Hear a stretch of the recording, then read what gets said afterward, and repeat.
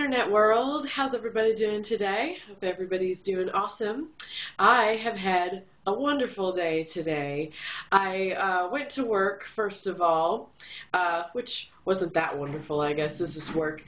But it has been so sunshiny and gorgeous out today. And as soon as I was done with work, I was on my bike, scootering, just everywhere because I just love to get out on my scooter in this gorgeous weather, really take advantage of it. In case you're wondering, my bike that I am always talking about, I actually have it pictured on my channel page now. So if you're watching this from an actual computer and watching it from my channel, my bike is the blue bike that's on your left hand side. So that's my beautiful machine on two wheels that I just love and adore. So check that out. Wanted to tell you a bit of exciting news about last night. I want to tell you how amazing last night was. Me and my friends all got together last night and we went to a place called Roosters, which is just a barbecue place here in Nashville. And we went there because they were doing a live taping of the show Man vs. Food. I don't know if any of you have ever seen that before. I had actually never seen the show before. So it was cool for me. I enjoy going to live tapings of stuff. It's really interesting, and like ever since I moved to Nashville, I've probably been to about 5 TV tapings altogether, and each one is a little bit different, but it's so different than the product that you're actually watching on TV. What you're watching on TV always looks, just so natural and like unscripted.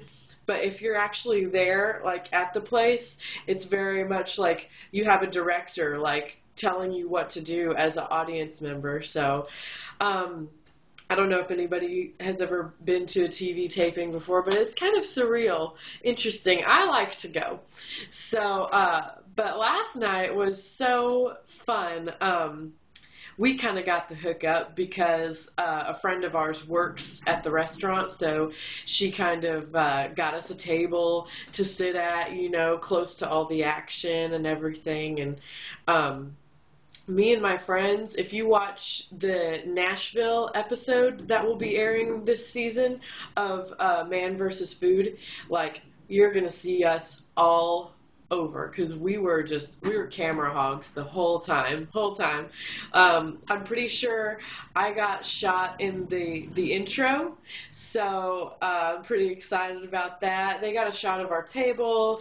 Yeah, just all kinds of stuff. It was so much fun. And it was so crazy too because halfway through the food challenge, part of their dish was to eat a gigantic steak. I think it was like a 72-ounce steak, the biggest slab of meat I've ever seen.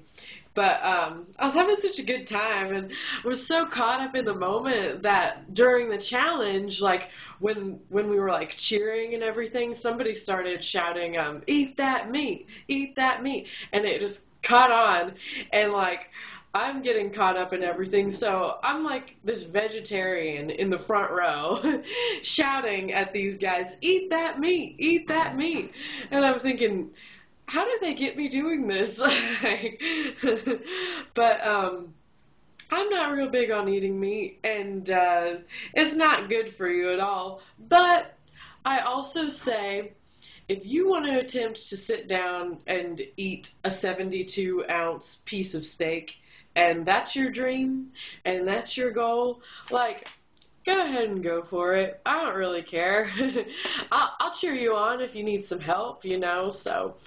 But it was so much fun, and I hope that y'all will watch the Nashville episode of Man vs. Food airing this season. So check that out. I did have some more questions yesterday from some people from the last video, so I would like to go ahead and do those if you don't mind. This comment that I got was actually left on the video, so super excited about that. If y'all can leave comments on the video, please do. I appreciate that. This is from LOX Holly XOL, which I think I know who that is. She goes, "Woohoo! Love you." Thanks, girl. I love you too, from the bottom of my heart. And then a message from Brewer says, "Yeah, this is great. Cool. I'm glad you're into it. So, you said you lived in Nashville for 5 years. Where do you hail from, and what inspired you to move?" Well, as I said yesterday, I am actually from Kansas, a little town called Lehigh. Holla! 315 people in that town. It's super tiny. But basically what inspired me to move was the fact that I'm a singer. And Nashville is just sort of where you go if you want to sing, that, or either Hollywood or New York. Those are sort of the main places to be. But I wanted to do country music, so I wanted to come to Nashville. Other things that inspired me to move, I had grown up in just a really small town all my life, and I really just wanted to experience life in the big city. And I found out once I got here that most people don't really consider this a big city, but it's big to me, so that's all that counts there. So yeah, that's what kind of inspired me to move. The thing that kind of really lit a fire under my ass to get here was, of course, boy troubles, which you'll find is common with a lot of people that move here. They usually move here because they just maybe got out of a relationship or just got their hearts broken. They want a new start. So that's pretty common here in Nashville, I find. And I wasn't any different. So that's the answer to that question. My friend Jordan Phoenix McKinney on Facebook, she says, "Can you please describe the process of clean dreadlocks and give us all your little secrets about being so fly?" Well, basically, having clean dreadlocks is pretty easy. Are you guys tired of me talking about my dreadlocks yet? Seriously, I really can't stop talking about them. I love them. But a lot of people try to go about getting dreadlocks by just not washing their hair and just kind of which you can do, but when you do that, it's smelly and stinky, and your hair, your scalp will just kill you if you don't wash it, and then you have the risk of getting head lice and things like that. So that's just all around not pleasant and not the route that I wanted to go. The way I started my dreadlocks was I actually went to a website called dreadheadhq.com. And they tell you all how to do it there. They'll even, you can buy a dreadlock starter kit there, which is what I did. And it comes with the dread shampoo, the little rubber bands that you use, a nice metal comb, and some wax and some locking accelerator. I think that's everything that was in there. So it's really helpful to have that, and they've got videos out there, on how they're done and everything. So what I did was I ordered that, and then when my kit came in, I went ahead and had my best friend Sarah, what she did was she sectioned off my hair after it was washed and dried, so it was clean to begin with.